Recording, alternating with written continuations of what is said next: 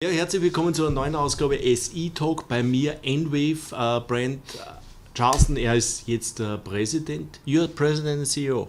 I am now. Congratulations. Thank you, sir.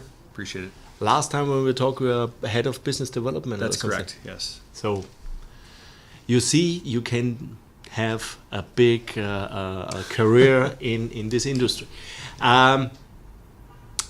German intro, coming back. Ja, was ich noch sagen wollte, ist, ich habe einen Conflict of Interest. Ich bin Aktionär des Unternehmens. Und ja, schauen wir mal, was er uns Neues zu berichten hat.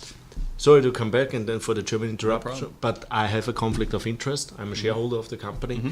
So, Thank and you.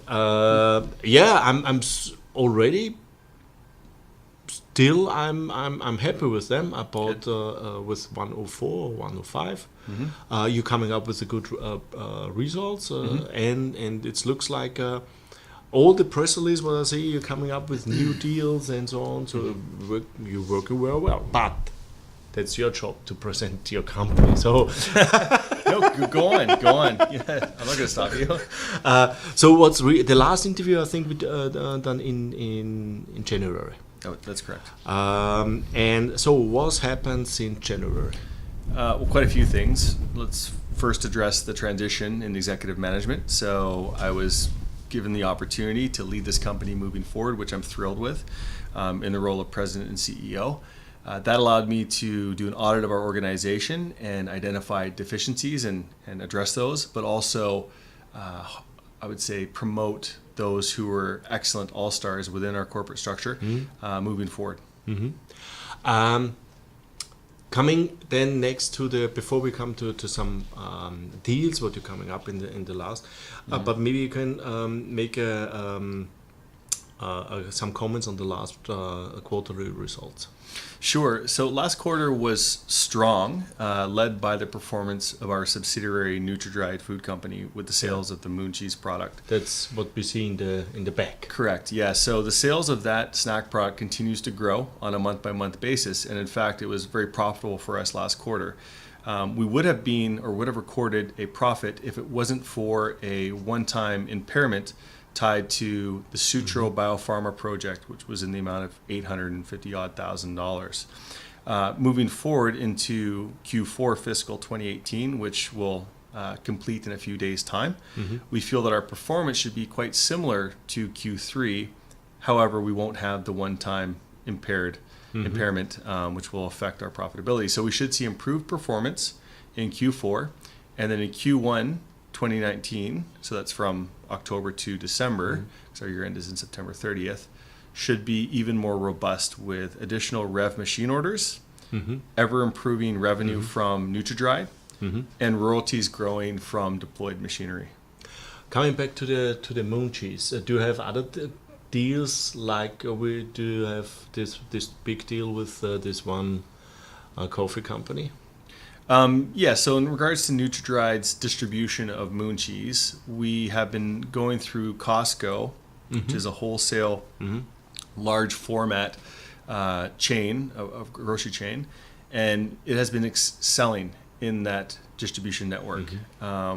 We are currently ramping up a second large-scale 100-kilowatt line at NutraDried, starting up actually this week, which could have the potential of doubling our current revenues, which we, on an annualized run rate, are anticipating about 20 million top line on a single machine. So 2 lines equals up to 40 million, essentially. Wow. Coming to deals. In the last months, you nearly every month or every 2-3 weeks you're coming up with a new deal, but there was also one deal, and I saw this the first time out of the pharma industry with Merck. So can you tell a little bit more about this area? Sure. So we've been diligent in managing our resources and have only allocated a certain quantity of our resources towards the Merck project, and haven't forayed into any other relationships because we first wanted to prove out a continuous REV machine for the drying of vaccinations. And we have done so. We actually successfully completed the factory acceptance test with Merck's guidance and have now shipped that machine to be installed at their site in the United States for further site acceptance test and the potential of pursuing clinical trials for some specific vaccinations in the future. Now, with that validation, we're working with GEA, who are a very, very well-known world-class seller of pharmaceutical lyophilizers, to further improve the design aspects of that machine and discuss how we can maximize return for Enwave shareholders in the form of a partnership agreement potentially. And you never know, we may end up farming out the construction of those machines in the GEA ecosystem. That's still very much to be determined. Is this the GEA ecosystem? Is this the GEA from Germany? Correct. So it's GEA Lyophil is the name of the company. Massive and very well respected manufacturer of pharmaceutical equipment. And we hope to work together with them to proliferate the pharmaceutical vertical moving forward. So you have this area for product for, I forgot the English name now. Terrible. It's a long day. Moon cheese, dry cheese. Yeah, and this for the consumer product. Then you have working on this area for medical pharma industry and so on.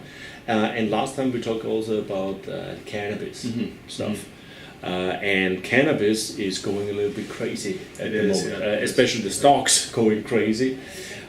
So how the things on the cannabis side? You're working with Tilray. I saw it in the last release, or in one of the releases, and Tilray was last week. Unbelievable what's going on the stock market. Yeah, it is good for them. So good for them.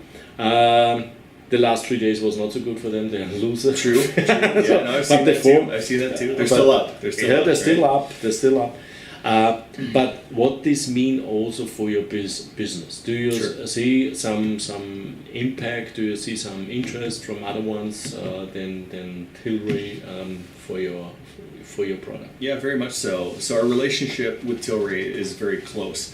They'll have their first continuous line starting up within this calendar year, which will yield royalties based off the production of cannabis back to Enwave within 2018. We also have a second continuous line being installed in Portugal for Tilray in, call it, the first half of 2019, again, growing the royalty streams from that vertical. Concurrently, we're at advanced negotiations with 3 other Canadian licensed producers to hopefully adopt REV technology and purchase equipment in the near term. And we're also at more, I would say, entry-level or cursory conversations with another 9 in Canada at the moment. So we see the cannabis industry as one where REV could become the gold standard in drying, and we're working towards that. And that will certainly the advantage compared to the normal drying, what they're doing is that it's much faster and much more cost efficient. Is right?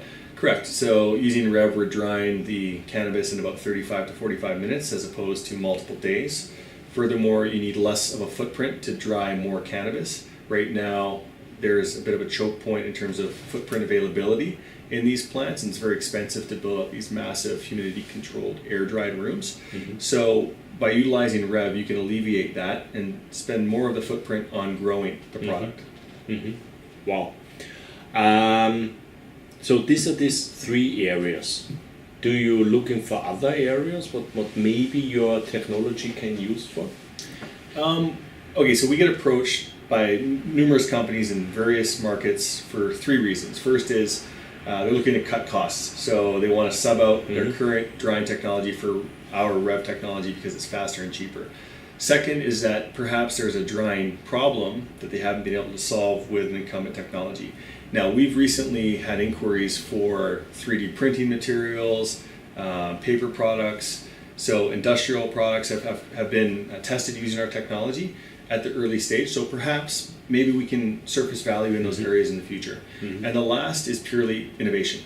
So companies approach us because they see the power of our technology and what it can create in terms of unique textures, again, brighter colors, enhanced flavors, and they want to impart that within their specific portfolio. Okay. Brent, thank you for the update. No problem. Next time when I come over, hopefully we can see this increase also from NutriDry in the next few months. Thank you for the update. Ja, das war jetzt ein super Update von Enwave. Jetzt nur mal kurz, dass ich hoffe, ich kann mich an alles erinnern. Also erstens mal vom Umsatzwachstum. Das zweite Quartal das dritte Quartal eigentlich bei ihnen war ein super Quartal, hat allerdings den Schönheitsfehler gehabt, dass sie Abschreibungen machen haben müssen bei einem Projekt in der Größenordnung von 850.000 ungefähr und deswegen war das Quartal vom Ergebnis her nicht so stark, wie es sein könnte. Das letzte Quartal, vierte Quartal, das jetzt im September endet, wird ungefähr auf der Größenordnung sein wie das dritte Quartal, nur ohne diese Abschreibung. Also kann man sich schon mal rechnen, wie das ausschauen wird. Und das vierte, also das erste Quartal dann, also unser viertes Quartal vom Kalender, wird dann doch deutlich besser sein. Sie nehmen jetzt eine zweite Produktionslinie auf. Sie sind nicht nur bei einer sehr, sehr großen Kaffeekette, die wir alle kennen, drinnen, sondern auch jetzt bei Costco. Costco ist ein sehr, sehr, sehr großer Einzelhandel.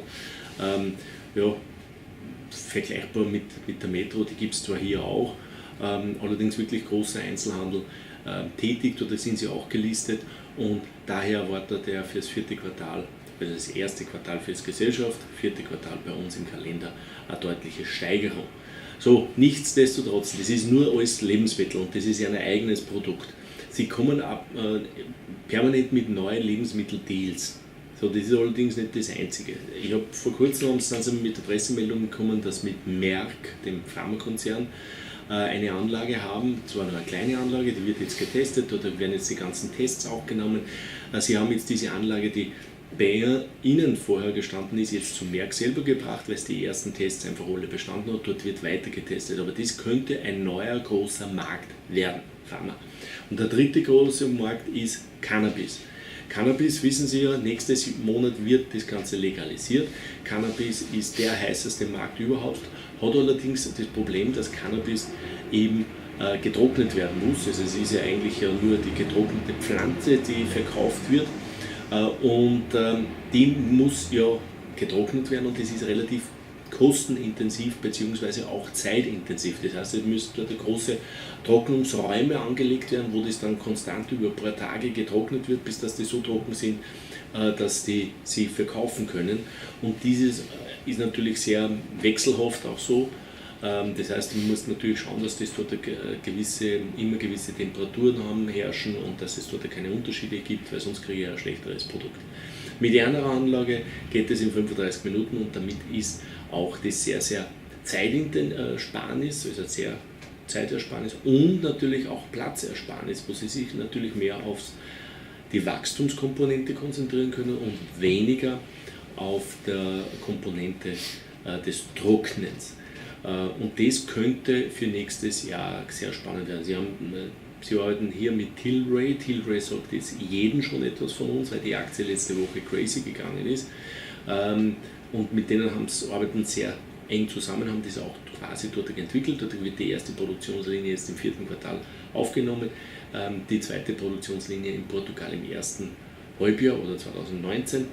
Und das ist natürlich, was wirklich die Aktie noch vorantreiben könnte, weil dort kommen auch dann die Royalties rein. Also, und das ist dann wirklich das Business wirklich spannend macht. Das heißt, wir haben jetzt mehrere positive Punkte, die jetzt zusammenkommen und das könnte im nächsten Jahr, das für Enwave das Jahr überhaupt werden, wo sie das wirklich am Markt durchschlägt.